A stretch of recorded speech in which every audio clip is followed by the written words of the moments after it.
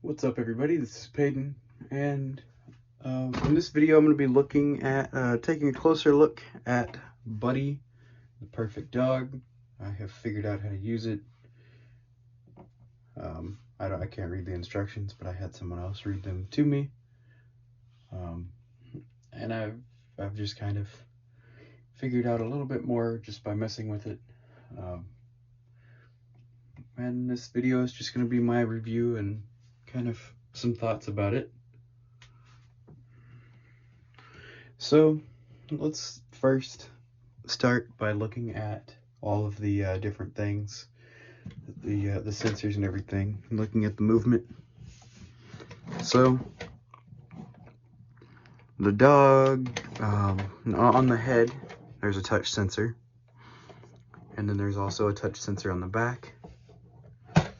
The tail is there to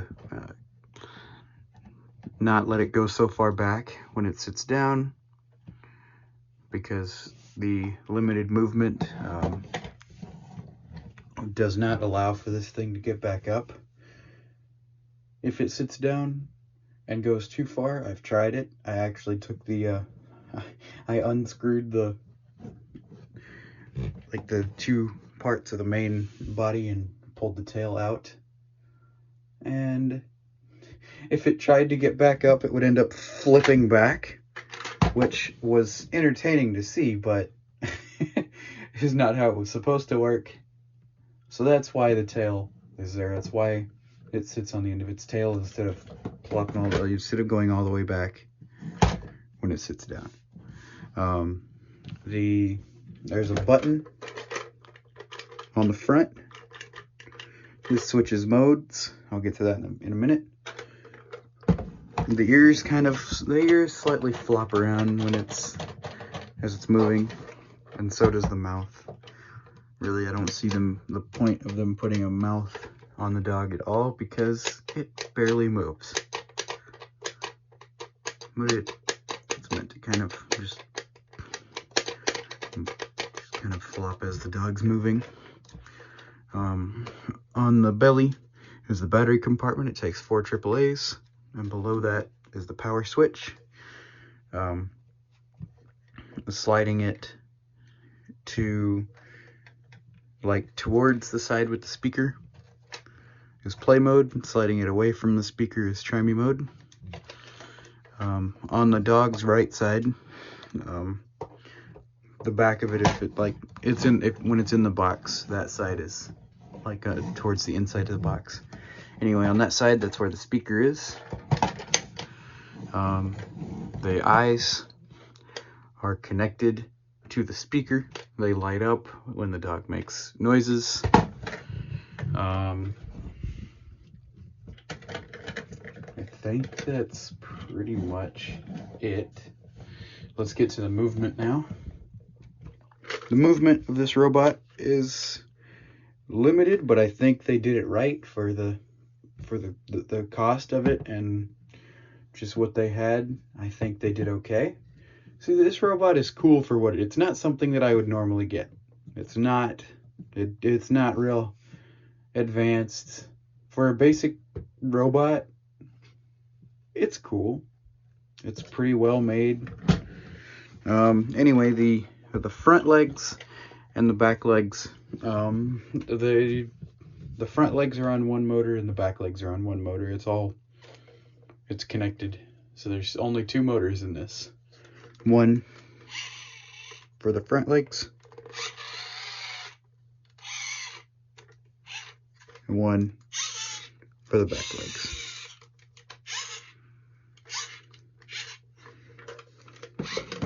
When you turn it on, it resets to the default position.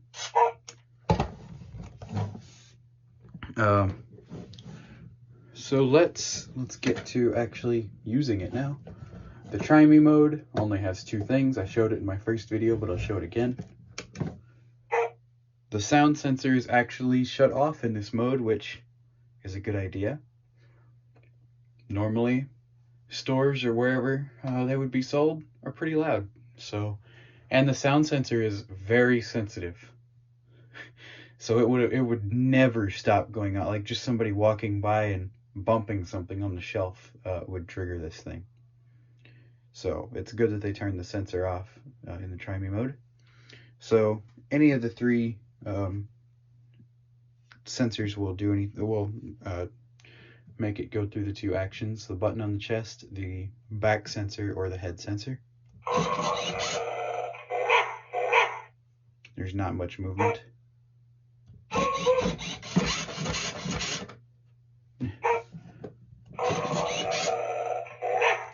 Yeah, that's pretty much what it does. In the Try Me mode, the back legs are way louder than the front ones for some reason. So that's it for Try Me mode. Let's go to play mode.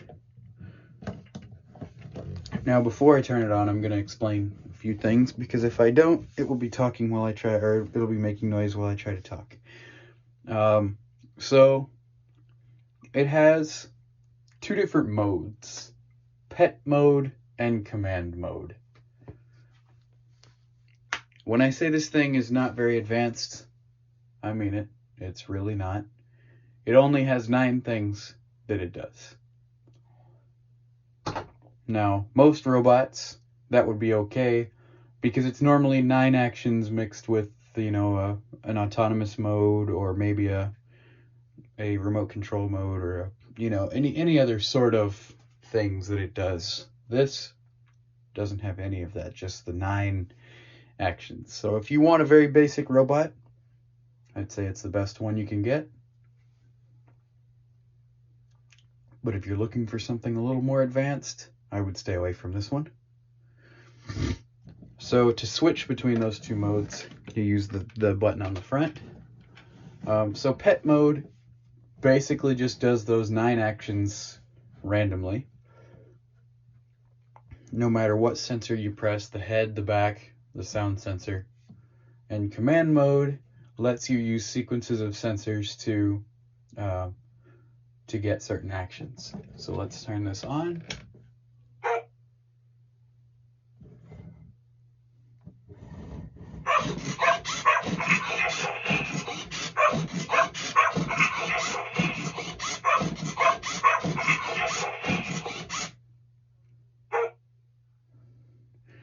So that's just kind of what the pet mode does.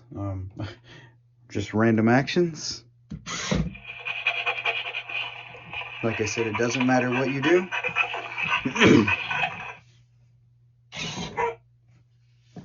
I think it moves a lot better on this than anything else.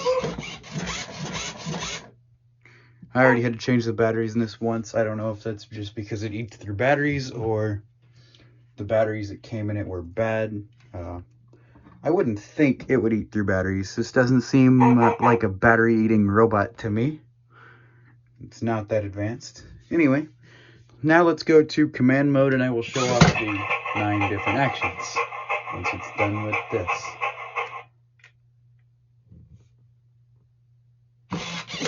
Oh my gosh. Those are the 2 different sounds. That's for command mode. When you get out of command mode, it does that. So I'm going to go back into it. Okay. So the way that the actions work is kind of confusing. They're kind of in layered things. So you do one action, and then you can trigger another 2 from that one point. So for the head sensor, pressing the head will make it sit. Then pressing the head again will make it do a different action, and triggering the sound sensor will make it, I think that's beg or something. So that's kind of how it works. The back sensor will make it lay down. Oh, and the back sensor for the second command will not work on any of these. It just makes it reset to the default position. So if I do the back sensor, and then for the second command I do the back again, that just resets it, puts it back in the default position.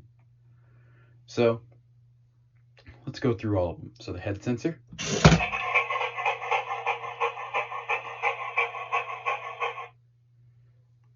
Head sensor again. It's meant to do that. Okay. Oh.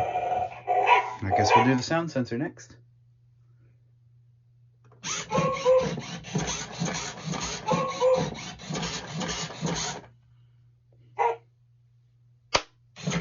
I don't know if that was the head sensor or the sound sensor. Let's try it. Oh yeah, that was, okay. The first one was the head sensor.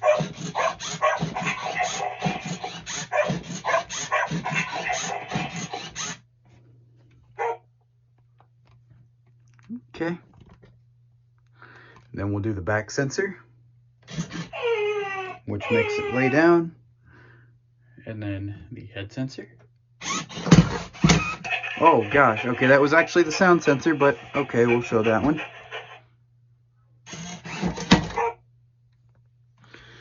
And then the back. And the head this time. These are supposed to be push-ups.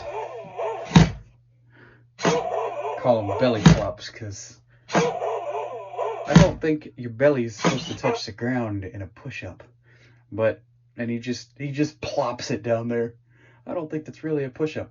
He tries to, like, he intentionally plops that belly on the ground. That's one of my favorite ones, just because it's so weird. Let's see, oh, I missed a few. Let's go through them, okay, because I don't know what I missed. Head sensor.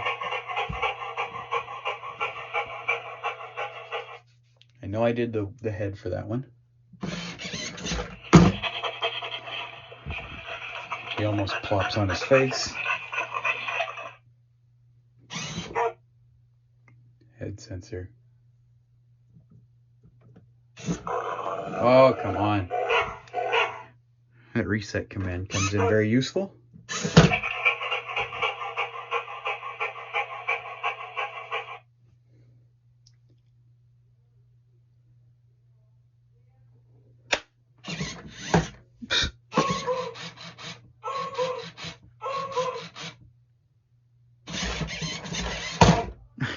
He does some craziness to get up there.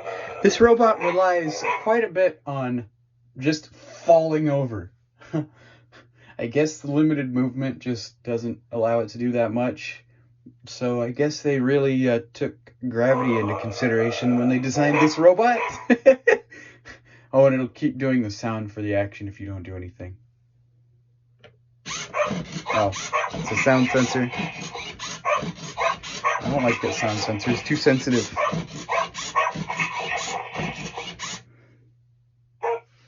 Okay, so that was for the sound sensor 2 times. Now sound and head sensors.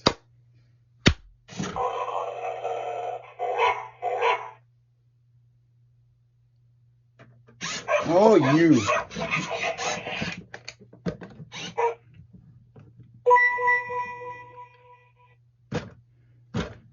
Okay, I probably just could have let it finish that action. There we go. I don't know what that's supposed to be. Okay. Anyway.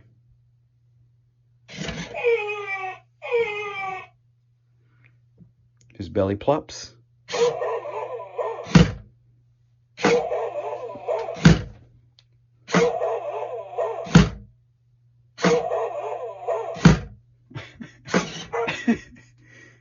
And then I think they called that a handstand, the next one for the sound sensor.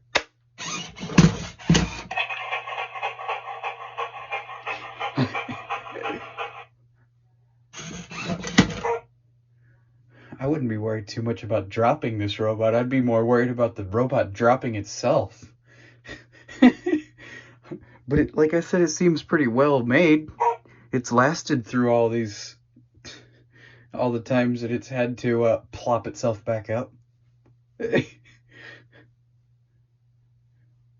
robot relies more on gravity than I've ever seen one do before. Okay, so I think that was all the actions. Yeah, the 2 for the sound sensor, the 2 for the head sensor. Yeah, and then the 2 for the back sensor. Okay, so that is pretty much it. What else do I have to show about this? It will go to sleep after a while. The snoring sounds very weird. I think they got actual recordings of dogs to do this, but not very good ones.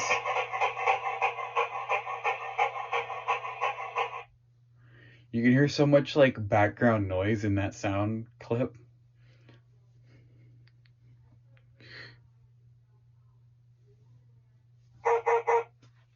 And sometimes it'll do that.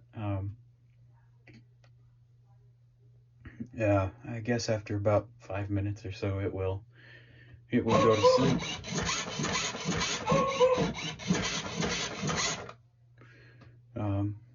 Yeah, that's pretty much it. I'll make my next video is going to be showing the test mode, which is also pretty simple. It's interesting, but also very simple. But yeah, that's it. I'm pretty excited for Emo. The last delivery update came out. The last delivery update came out, and they did from orders 6,000 to 7,000. So another like almost 200, and I would have been in that.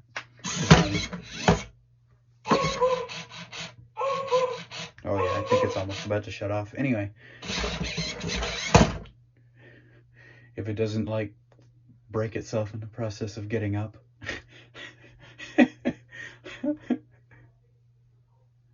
Oh man. But anyway, so there's like another 200, and I would have been in the current and the last orders that were processed. So I'm like so close. So I'm pretty sure by next week they will have it. They'll be sending it out, and I'll get a tracking number, which means that maybe I'll have Emo.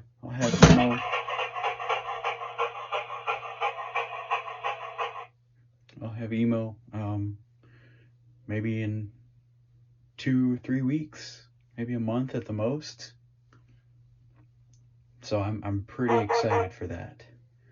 But yeah, that's pretty much it. I'm not gonna wait for it to go to sleep unless it goes to sleep before I end the video. But yeah, that's it. Thanks for watching. I will see you in the next video. Bye.